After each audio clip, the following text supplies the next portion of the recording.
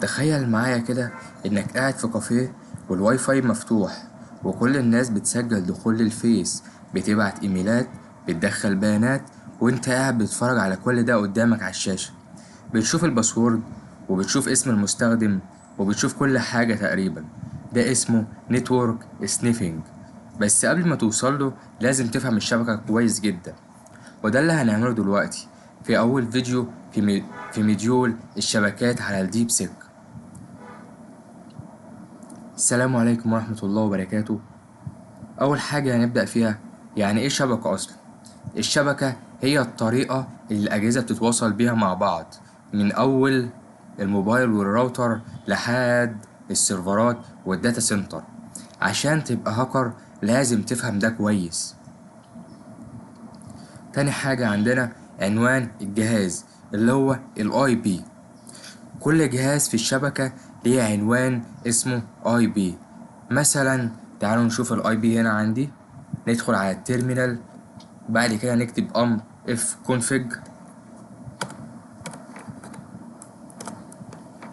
نكبر كده شوية، وزي ما انت شايف هنا الاي بي بتاعي 192.168.1.1.4. ده العنوان اللي الباقي الأجهزة بتستخدمه عشان توصله.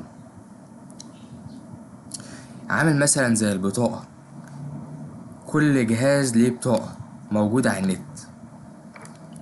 تالت حاجة هناخدها البورتس.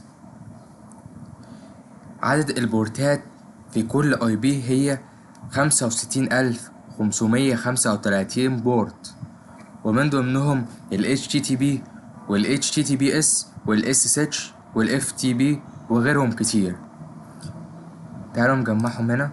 عندنا ال HTTP بورت 80، وال HTTPS بورت 443، وال SSH 22، وال FTP بورت 21. البورت هو المكان اللي بتشتغل عليه خدمة معينة، والهاكرز بيدور على بورت مفتوح عشان يدخل منه. عامل مثلا زي الحرامي اللي بيلاقي بيت موجود وعايز يسرقه، بيقعد يدور على مثلا شباك مفتوح، باب مكسور مثلا، اي حاجة يدخل بيها. طيب، بعدين لازم نتعرف على مكونات الشبكة الأساسية. عندنا أول حاجة السويتش، ده قلب الشبكة، بيربط الأجهزة ببعض جوه نفس الشبكة، بيبقى موجود دايما في الشركة، بيوصل الداتا بس للجهاز المقصود، وأسرع وأأمن. تعالوا نشوف شكله. هو ده شكل السويتش، بيبقى موجود دايما في الشركات.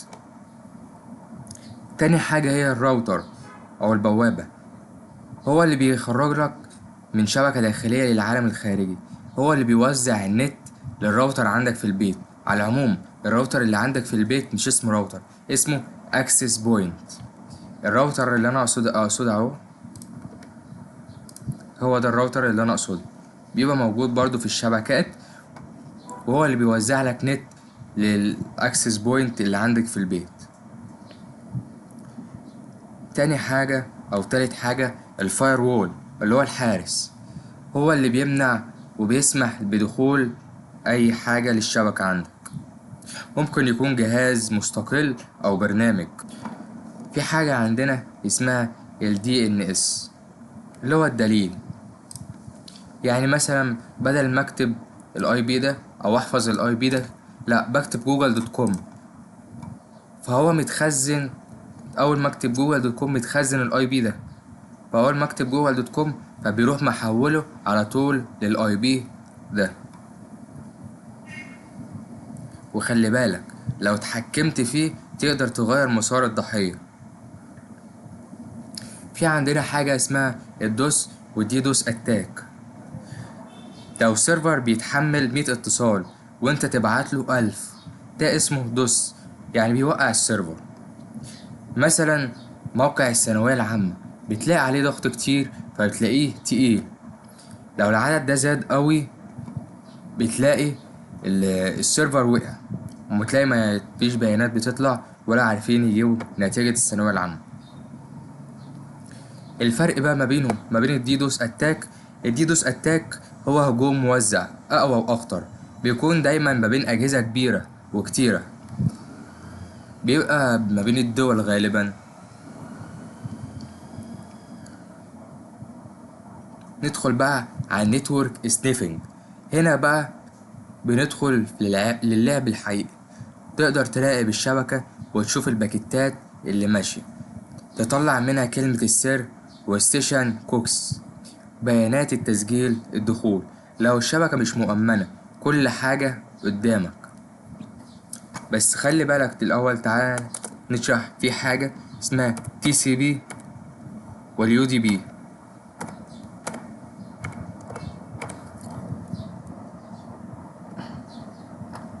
التي سي بي هو اتصال آمن ولكن بطيء نوعا ما، واليو دي بي هو اتصال سريع جدا ولكن بيوقع منه حاجات في النص. واليو دي بي بيستخدم في الاتصالات، يعني مثلا انت لما تيجي تتكلم مع حد في التليفون اكيد مش هتستنى لحد ما الكلام يقعد كتير ويوصل لك، لا الكلام لازم يوصل في نفس الثانية. بس ممكن الكلام يقع، ممكن يقع لما تلاقي الشبكة ملغوشة كده وتروح تطلع بره في حتة فيها شبكة. طيب نكمل بقى في النتورك سنيفنج. بس قبل ما نكمل في حاجة لازم نتكلم عليها، وهي واي فاي ادابتر او محول الانترنت. هو ده محول الانترنت اللي لازم تشغله على كالي لينكس، هو ده. واشهر واحد اسمه الفا.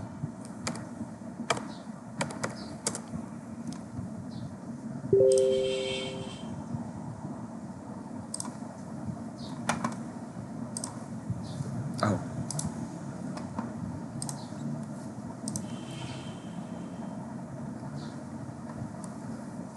ده شكله بيتركب بيتركب في اللاب وتشغله كبريدج. طيب تعالوا بقى ناخد الواير شارك وازاي نشوف الباسورد المكتوب. بس اول حاجة قبل ما نعملها لازم نغير السيتنج، ندخل على السيتنج ونغير الانترنت نخليه بريدج بدل نت،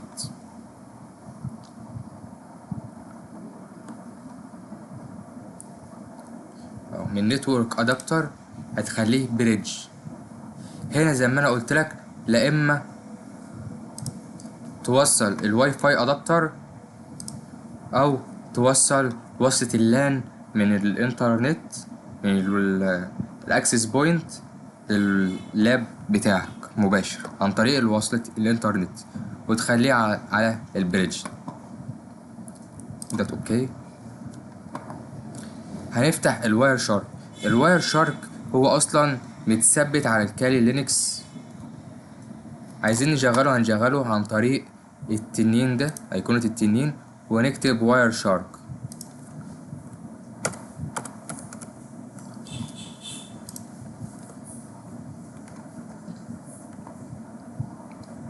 هتفتح معاك كده، هتلاقي عندك حاجة اسمها ايزر زيرو، او هتلاقي عندك حاجة دبليولان زيرو او ايزرنت او واي فاي.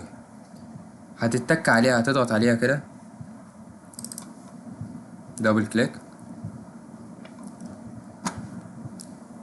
هتفتح معاك بالشكل ده. طيب دلوقتي انا عايز اتجسس او اشوف البيانات، نفتح الفايرفوكس. على العموم واير شارك دي اداة تحليل باكيتات قوية جدا، بتراقب البورتات وشوف مين بيتكلم مع مين، خصوصا لو البروتوكول HTTP، فكل حاجة بتبان. والباسورد هنكتب HTTP شرطتين سلاش، تكتب تيست PHP. وخلي بالك كتبنا HTTP وهندوس انتر.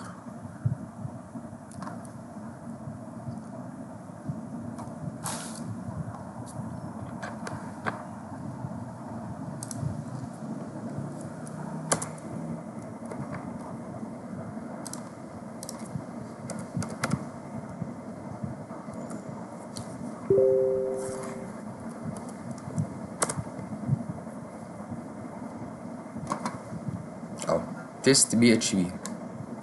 بس في مشكلة عندي.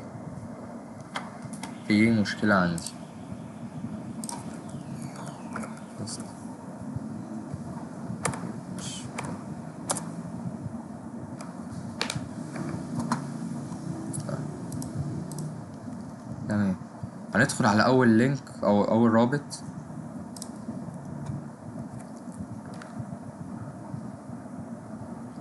اشتغل.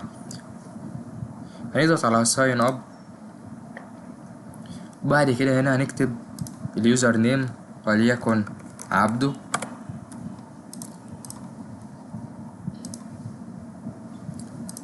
والباسورد مثلا عبده برضو.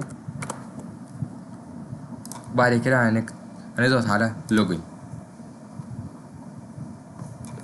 نرجع بقى للواير شارك. هتبحث فوق هنا عن حاجة اسمها HTTP وهتضغط انتر. هتدور في البروتوكول هنا على HTTP وهنا على حاجة اسمها بوست. ننزل تحت كده اهي بوست اهي. بعد كده هتدور على HTML وهتدوس على السهم ده وهتلاقيه ظهر لك اليوزر نيم والباسورد عبده. طيب تعالوا نجرب يوزر نيم وباسورد تاني مختلفين. تيست مثلا، تيست، ودوس لوجن. نرجع للواير شارك، انتر، دور على بوست واحدة تانية اهي، بوست اهي، وزي ما انت شايف تيست.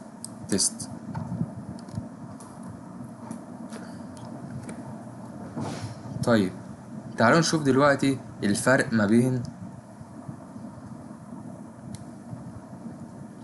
ال HTTP وال HTTPS. هو احنا ممكن نعمل ده في ال HTTPS؟ لا.